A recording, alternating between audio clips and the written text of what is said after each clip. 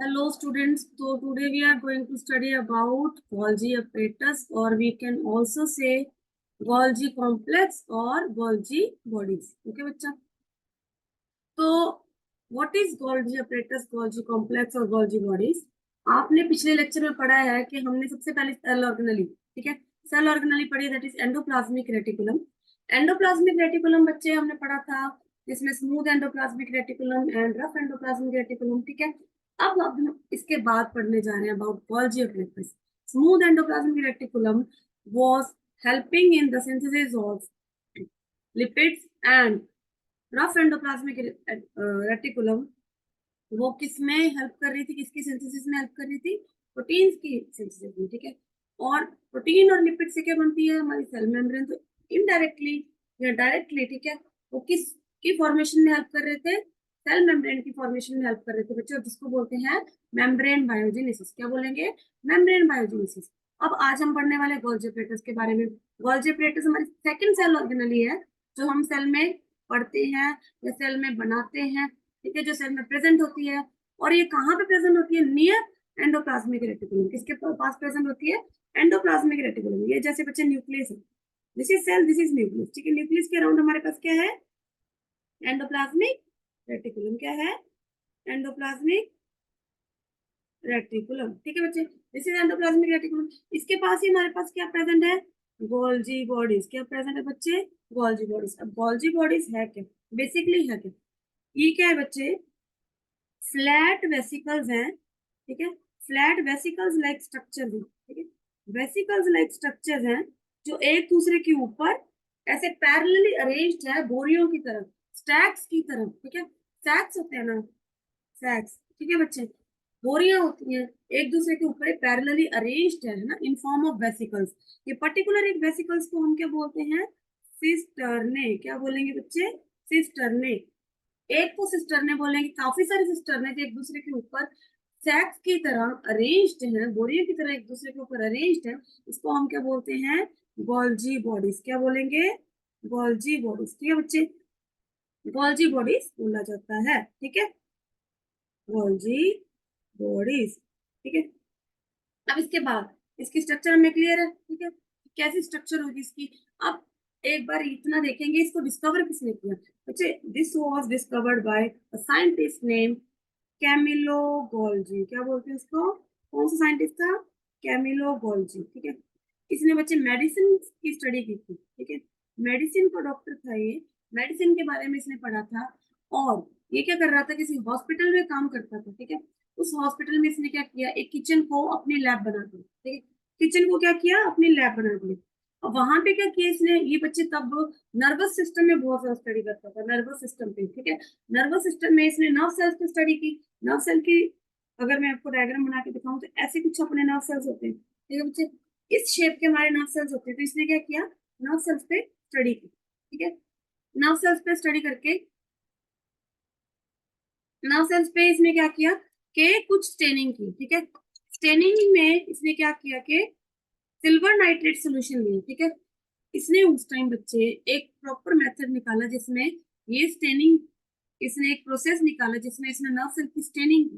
Nerve cell की staining से इसने एक रिएक्शन दी, क्योंकि जिस रिएक्शन से इसमें कुछ जो नर्व सेल में कुछ ऑर्गेनेलिस थी उनकी स्टेनिंग हुई, कलर मिला, ठीक है। स्टेनिंग का मतलब क्या होता है? लाइक हम कुछ चुन्नी डाई करवाते हैं, डाई करवाते तो वहां पे पर्टिकुलर किसी स्पॉट पे कलर लगता है, ठीक है।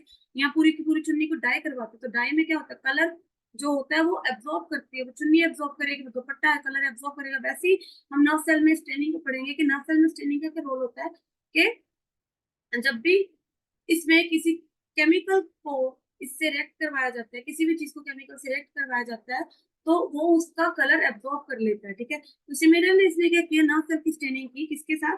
Silver nitrate solution. कौन से सोल्यूशन के साथ बच्चे? सिल्वर नाइट्रेट सोल्यूशन के साथ स्टेनिंग की, ठीक है। सिल्वर नाइट्रेट सोल्यूशन से स्टेनिंग करके इसको जिस पर्टिकुलर ऑर्गेनेली की स्टेनिंग हुई उसको क्या बोला इसने? Golgi bodies. क्या बोला? गोल्जी बॉडीज, ठीक है बच्चे। स्टेनिंग की और जो नर्व सेल है वो स्टेन हुआ, उस रिएक्शन को क्या बोलते हैं? Black reaction. क्या बोलेंगे बच्चे? ब्लैक रिएक्शन, ठीक है। नर्व सेल पे स्टडी किया, नर्व सेल को स्टेन किया with silver nitrate solution. Silver nitrate solution के बाद के साथ स्टेनिंग करने के बाद उसको एक सेल ऑर्गेनेल को इसने डिस्कवर किया, जिनको हम बोलते हैं गोल्जी बॉडीज। क्या बोलेंगे बच्चे? Golgi bodies. Now we will talk about its functions, ठीक है। इसके फंक्शंस के बारे में बात करेंगे, इसके बारे में स्टडी करेंगे, ठीक है। नॉर्मली आपको मैंने बताया कि गोल्जी बॉडीज किनके पास प्रेजेंट है? गोल्जी बॉडीज है बच्चे हमारे एंडोप्लाज्मिक रेटिकुलम के पास। किनके पास प्रेजेंट है? एंडोप्लाज्मिक रेटिकुलम के पास, है ना। अगर देखो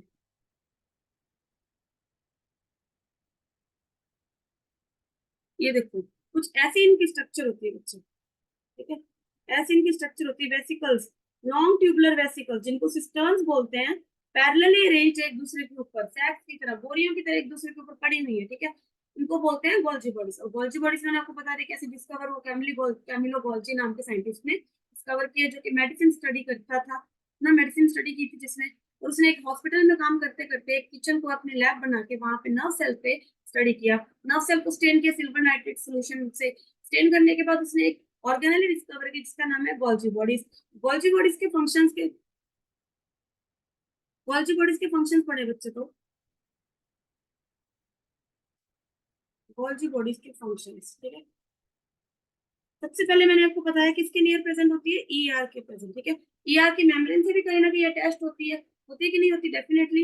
ईआर की मेम्ब्रेन से भी वहां पे इसकी कुछ ना कुछ कनेक्शंस हैं। तो कहीं ना कहीं बच्चे ये चीज आपको समझनी पड़ेगी। अगर ईआर क्या कर रहा है? ईआर किसकी सिंथेसिस कर रहा था? Lipids and proteins, lipids and proteins, ठीक है। अब प्रोटीन्स एंड लिपिड्स के बच्चे सिंथेसिस तो हो गई, कोई भी चीज है, कहीं पे भी कोई चीज बन रही हो, ठीक है, किसी की फॉर्मेशन हो रही है, मान लो कि जूतों की फैक्ट्री है, वहां पे जूतों की फॉर्मेशन हो रही है, तो नेक्स्ट स्टेप क्या होता है? फॉर्मेशन के बाद का नेक्स्ट स्टेप क्या होगा? डेफिनेटली उसकी हम पैकिंग करेंगे। पहले तो उनको स्टोर किया जाएगा एक जगह पे, प्रॉपर सारे जूते बना के एक जगह पे स्टोर किया जाएगा। देन कुछ ऑल्ट्रेशन की जाएंगी, मॉडिफिकेशन की जाएंगे, बाई चांस कुछ भी दिक्कत पड़ती है उनमें तो उसकी क्या की जाएगी? उनको मॉडिफाई किया जाएगा। मॉडिफाई करने के बाद बच्चे उनकी क्या की जाएगी? पैकिंग की जाएगी। क्या की जाएगी? पैकिंग की जाएगी। तो पैकेजिंग के बाद जहां जहां पे जरूरत होगी उनको भेज दिया जाता है, ट्रांसपोर्ट कर दिया जाता है। और सिमिलरली अगर हम देखें तो गोल्जी बॉडीज का भी कुछ ऐसे ही काम होता है बच्चे। उसके आसपास कौन सी ऑर्गेनेली है? Endoplasmic reticulum. वहां पे क्या बन रहा है? Lipids and proteins, lipids and proteins, ठीक है। अब लिपिड्स एंड प्रोटीन्स का क्या करते हैं? Lipids and proteins Golgi bodies में जाएंगे, वहां पे जाके उनकी क्या होगी? सबसे पहले बच्चे स्टोरेज क्या होगी? स्टोरेज। देन कुछ ऑल्ट्रेशन होगी, कुछ मॉडिफिकेशन होगी, तो मॉडिफिकेशन होगी।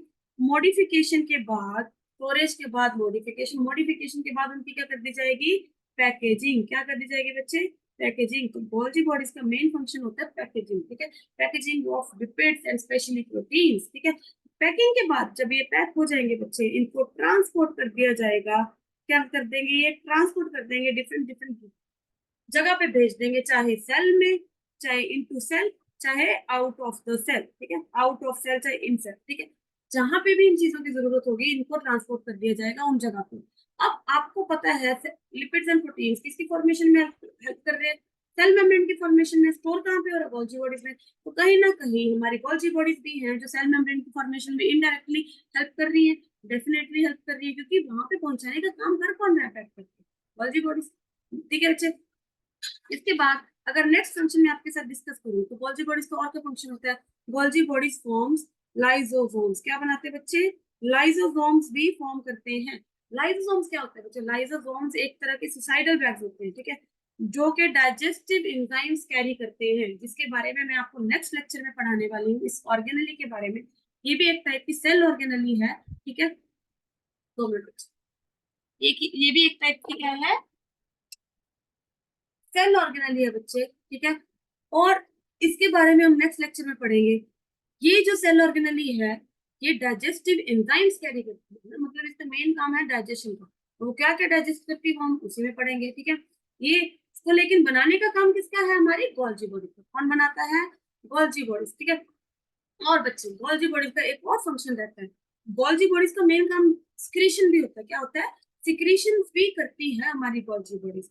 तो सिक्रीशन करने की वजह से अगर मैं बताऊं तो ये बच्चे हॉर्मोन्स, एंजाइम्स, इनकी भी सिक्रीशन साथ साथ में करते हैं। क्या करेगी?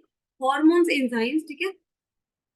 हॉर्मोन्स, एंजाइम्स इनकी भी क्या करेगी, साथ साथ में सिक्रीशन करेगी। तो हमारे पास क्या क्या फंक्शंस है, स्टोरेज करेगी बच्चे, जो भी लिपिड्स एंड प्रोटीन्स है स्टोरेज करेगी, उनकी पैकेजिंग करेगी, मॉडिफिकेशन करेगी, देन पैकेजिंग करेगी, ठीक है। उसके बाद इनका ट्रांसपोर्ट कर दिया जाएगा, चाहे इन सेल चाहे आउट ऑफ द सेल, ठीक है।